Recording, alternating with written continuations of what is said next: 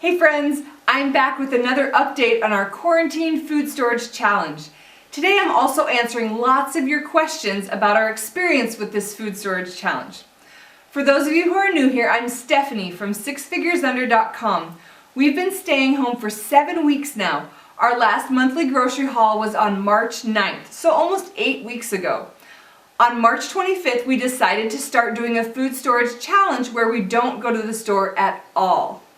Since we have long-term food storage that we've stored for years and years, we figured that now is a great time to see what it's like to live on it and learn from our experience so that we can improve what we store and how much we store in the future. In this update, I'm going to be sharing what we actually ate this week, and I'm also going to answer some frequently asked questions about our food storage in general and our experience so far with this challenge.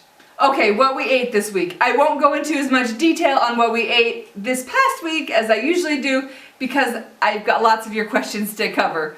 But here's the short version. Okay, for breakfast we had oatmeal, cream of wheat, fried eggs, usually with a little bit of salsa, cinnamon rolls, and sourdough waffles. In fact, I just put up a video of how we do sourdough waffles. Sourdough sounds intimidating to a lot of people, but it's super simple. It's a 5-minute video and you'll see how easy it really is. Okay, for lunches we had peanut butter and jelly sandwiches or peanut butter and honey tortillas one day when we didn't have bread baked yet. String cheese, we got these in our March 9th grocery haul. Orange slices, we're loving the oranges we picked from a friend's tree. Apple slices that we got on that grocery haul at the beginning of March. Pumpkin bread, we made 6 loaves this week from the banana squash that Mike's mom gave us a few weeks ago.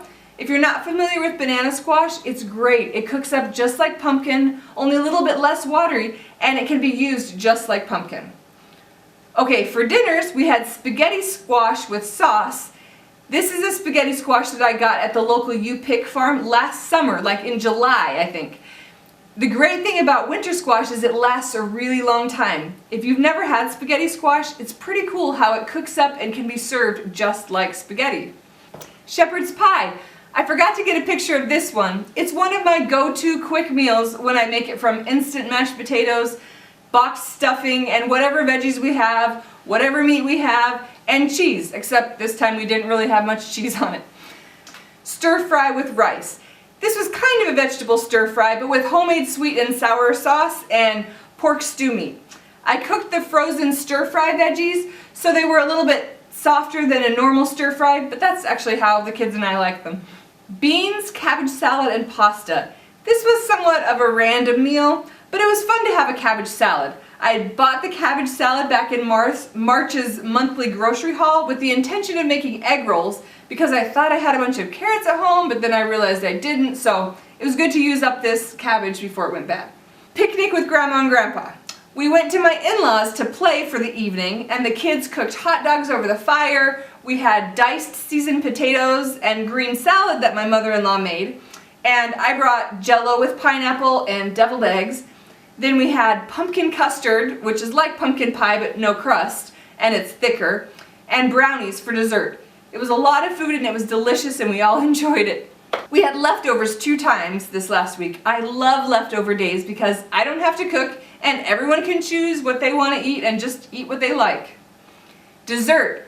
We had brownies this week, apple pie. I made a deep dish apple pie a few months ago and froze it. It was from apples when the local orchard had them for a really great price. And then we had a lemon bars that we made from a box that was in the pantry. Okay, now for some food storage challenge FAQ. In the past few weeks, as we've shared our quarantine food storage challenge updates, I've had lots of great questions in the comments and emails and even from local friends. I've tried to answer them individually, but I figured that if one of you asked, probably more of you have the same question. If I don't cover your questions, feel free to ask in the comments and I'll get back to you, and maybe eventually I'll do an FAQ part 2. First, are you keeping track of what you're using up? Yes. It's not an exact science, but it's more or less accurate. When I took inventory at the outset of this challenge, I tallied up how much of each food storage item we had. I added a column on that paper where I tally up the foods that we're using, just in a different color. Okay, next question. What do you do about fresh produce? Well, once our fresh produce is gone, it's gone. We've tried to stretch it as much as possible so we can enjoy it longer. Even without fresh produce, we can still eat healthy foods. We have fruits and vegetables that are frozen, canned, dehydrated, or freeze-dried. Do we miss frozen produce? Of course. We're looking forward to having salad on the menu regularly once our garden grows or we get back to the store, but until then we can still have fruits and vegetables in our diet. Okay, next question. What about dairy products? Running out of milk is probably the #1 thing that sends people to the store even when they have a pretty well-stocked pantry. In our long-term food storage, we have powdered milk, the non-fat dry milk. Do I love to drink it? Nope. Using it as an ingredient, though, doesn't bother me. We even make our homemade yogurt with powdered milk. Do the kids mind? Not a bit. In fact, I usually assign one of the 3 older kids, they're 8, 10, and 12, to make it. All the kids drink it without a problem. We have cheese frozen that I rationed out into containers and put in the freezer, but the rations are definitely a lot smaller than our normal cheese use. We're eating it very sparingly and we miss it for sure. We started the challenge with an open container of sour cream and an unopened 3-pound container of sour cream. We just opened that new container this week, which was exciting. We're big sour cream fans around here. We also miss ice cream, though making frozen yogurt with our homemade yogurt is a great substitute. Next question, why do you have foods in your food storage that you've never eaten or cooked with before? In Quarantine Food Storage Update number 3, I shared that we had a 45-pound bucket of split peas. I had never cooked with split peas before and I was a little hesitant about it at first. Well, it turned out great, but it raised the question of why we would store such a huge amount of something that we had never cooked before. Now, I definitely recommend storing what you eat and eating what you store. Being in a stressful emergency situation is not the best time for acquiring new tastes or learning to cook new foods. Plus, you don't want to spend your money on foods that might end up wasted because your family doesn't end up liking them. Our situation is a little bit different. We've been pretty diligent at acquiring and using food storage since we were first married nearly 15 years ago.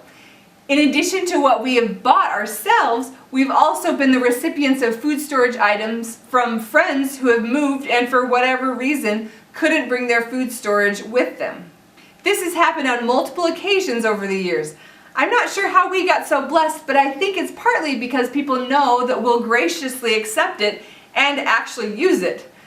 We've also been taught in our church, the Church of Jesus Christ of Latter-day Saints, to be self-reliant and prepared for unexpected situations. This includes having food stored for things like an emergency, a natural disaster, a job loss, or, who knew, a pandemic. Because of that, many of our friends and acquaintances from church also have food storage. All that to say, we've been given food storage items that we've never tried before. Since we have the space to store it, we gratefully accept it, and this food storage challenge is giving us a great opportunity to try some of those new things. Next question, what do you do with all of that wheat? If you've seen the hundreds of pounds of wheat that we have stored in our garage, then you might also wonder what we do with it. It's an ingredient that not everyone keeps on hand, especially in such large quantities.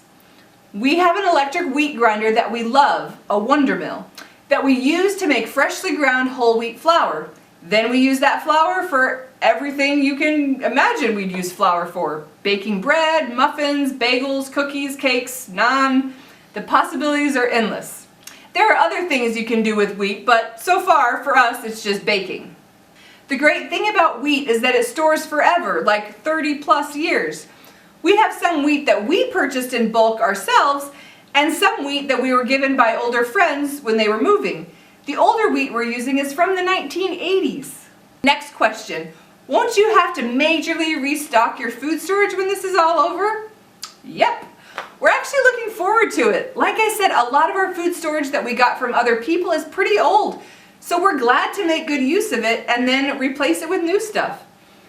In our time in quarantine, I've even reorganized our garage food storage spaces after being inspired by my mother-in-law's extensive food storage. Next question, are you setting aside money for stocking up after this is over? Yes, we're putting what we otherwise would have spent on groceries into a preparedness fund that we'll use to restock our food storage once we get back to shopping.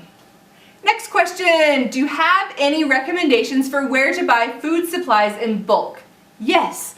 The first place I always look is the food storage through the Church of Jesus Christ of Latter-day Saints, the LDS Church. That's our church, but you don't have to be a member to purchase the food.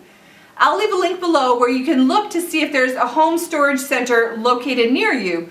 You can also order online. The prices are great and the products are in number 10 cans, so they're perfect for storing long term. They're out of a lot of things right now for obvious reasons, but look back in a little while after things calm down.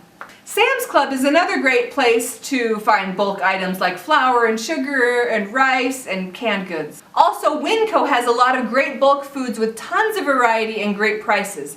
They have some 25-pound bags of the most commonly purchased bulk items readily available for you to buy, but you can call ahead and get any of the bulk items by the bag. They even give you a discount at the register for a bit off of the normal bulk per pound price. Now don't worry if you don't have a Sam's Club or a Winco near you. I'm sure there is somewhere near you that sells bulk food supplies like this. Ask around, ask your friends, call the stores. You'll be able to find somewhere. Okay, that was a lot to cover. If you have a question that I didn't hit on, feel free to ask and I'll answer it. I'll see you back here next week for our monthly budget update. And man, it was a pretty epic budget month.